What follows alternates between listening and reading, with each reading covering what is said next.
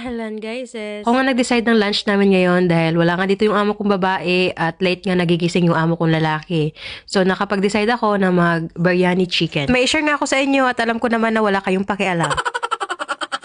Pero sasabihin ko pa rin sa inyo, itong amo ko palang lalaki ay hindi mo talaga yan mapapakain ng mga pagkain na niluto sa white sauce. Like yung mga pasta with white sauce or mga chicken with white sauce. Sobrang sela niya pagdating sa mga kinakain niya. Hindi ko alam kung bakit, pero ganyan daw talaga siya, sabi ng amo kong babae. At alam nyo ba, isa pa, hindi kumpleto yung araw niya pag hindi siya makakain kanin sa loob ng isang araw. At nahati na nga natin yung ating manok at natanggalan na rin ang balat. Ngayon, ibabad natin yan sa suka with asin. Ibabad ko sana yan sa turmeric powder. Kaso pagtingin ko nga ay konti na lang pala. At isa pa pala, hindi pala kumakain ng balat ng manok itong mga Arabo. Lalo na pag nag-order yung amo ko ng Kentucky. Diyos ko, naaawa tuloy ako sa balat ng manok. Kasi 'di ba crispy yun? Tinatapon lang guys. At hindi pala madali makipaglaban sa sibuyas. And yes, una natin gagawin dyan ay prituhin natin itong maraming sibuyas. At wag nyo na nga rin pansinin yung kawali ko dahil 3 decades na daw yan. Naalala ko tuloy, mag 4 years na pala simula nung sinabi ng amo ko na huwag kang mag-alala dahil baby lang kita ng gamit sa kusina. Pero ang ending, tapos na yung kontrata ko, wala pa rin bago.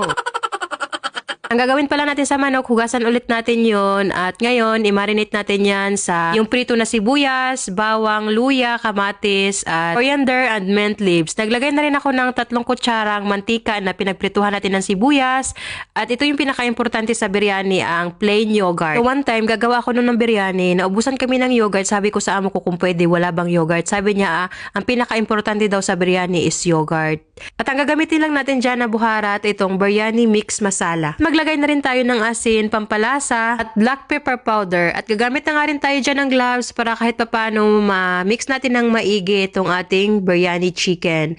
Dahil i-marinate natin yan sa loob ng 30 minutes. Maglalagay na rin tayo ng half cup na tubig. Itong ginamit ko ang cup ng yogurt. And then, paghaluin ulit natin to dahil nakalimutan ko lagyan kanina. And then, fast forward na tayo guys.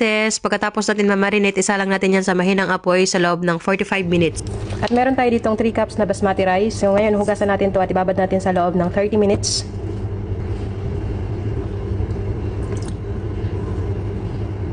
At ito namang carrots at patatas ay optional lang. Pero dito sa bahay ng amo ko, kahit yung mga anak niya, talagang naglalagay ng carrots at patatas. At reminder lang at palagi kong sinasabi to, meron tayo kanya-kanyang paraan kung paano magluto ng mga pagkain ng mga amo natin na ayon sa mga gusto nila. Isang beses kasi nagluto ako ng biryani dito, hinanapan ako ng gulay. Kaya simula noon, talagang nilalagyan ko na ng carrots at patatas. After 30 minutes nga, pag-check ko ditong ating biryani chicken, nagtaka ako bakit mukhang may hepa. Yun pala, nakalimutan ko maglagay ng some tomato paste. At sa kabilang kawali naman, yung pinagprituhan natin ng sibuyas kanina, doon ko na rin pinrito yung ating carrots at patatas. At after natin maprito, half cook lang naman yung pagkaprito natin yan.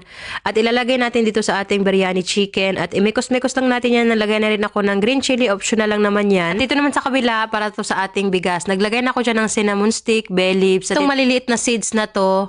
At ilalagay natin dyan para hindi tayo mahirapan mamaya dahil disturbo yan pag nasabay yan sa kanin ng pagpakulo. Mahirap na at baka masama yan sa pagsubo ng amo kong lalaki. At naglagay na rin ako ng cardamom seeds at isang sakong asin at isang drum na mantika.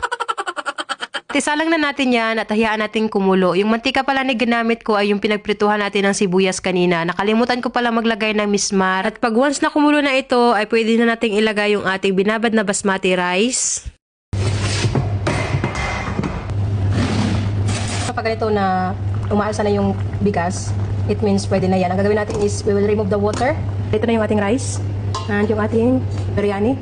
Someone told me that mas masarap daw pag Arabic bread yung ilalagay sa ilalim. No problem. Try natin to guys. Hindi ko alam kung anong Arabic bread yung tinutukoy niya, pero Arabic bread pa rin naman to. So, hatiin lang natin to. So, sana nga hindi to didikit or masusunog. So, okay lang. Subukan natin yung mga suggestion ng mga kababayan natin. Yung sino nagsabi, no? May nagsabi lang sa akin eh. So, yan. So, okay. Subukan natin yan. So, ayan na siya. First, maglalagay tayo ng kanin. So, hindi natin yan isasalo. Di ba hindi siya nag-open? Yung ating biryani chicken, ng manok. Oh my God, tingnan nyo yung mantika, oh. Oh. So, hindi ko alam hanggang kailan to. Baka, di ba? So, yan bang. At, atin yung remaining na kanin. So, ang dami talaga. So, sabi ng amo ko babae kasi pag biryani, Mas marami yung kanin. Lagay natin tong saffron na binabad natin sa rose water. Maglalagay na rin tayo ng konting pinrito natin na sibuyas. At wala nga akong coriander leaves, kaya maglalagay tayo dito ng mint leaves. So, tinamad version. Tanggalin din natin yan mamaya. Takpan muna natin yan ng aluminum foil bago natin ilagay yung takip ng ating jitter. Isa lang natin ulit yan sa mahinang apoy sa loob ng 30 minutes. Ay, hindi pala. 15 minutes lang pala. Ko talaga 3 days nilang kakainin to. Dalawa lang naman silang kakain. And after 15 minutes ay ito na nga yung ating biryani chicken. Biglang ang tumawag yung amo kong lalaki, hindi daw siya kakain dito ng lunch. Kaya nagulat talaga ako guys, sis. At buti na lang, kinagabihan, umuwi siya dito. Nagtanong siya sa akin kung okay ba daw or marami ba daw yung aking nilutong biryani chicken.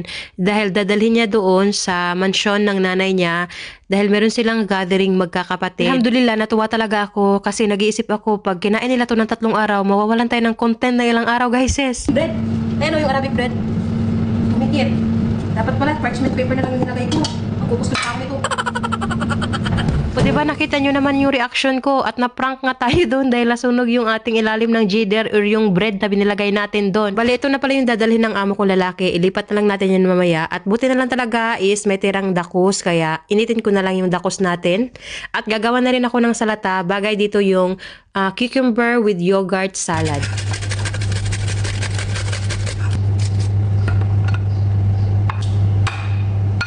Gagamit tayo dyan ng plain yogurt.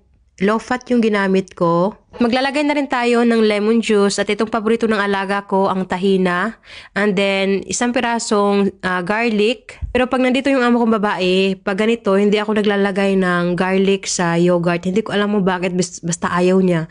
Kaya ang hirap nilang ispilingin, no? Naglagay na rin ako dyan ng pampalasa, syempre asin. At i-mix together natin yung ating yogurt and cucumber. At imikos-mikos lang natin yan at ganyan lang siya kadali.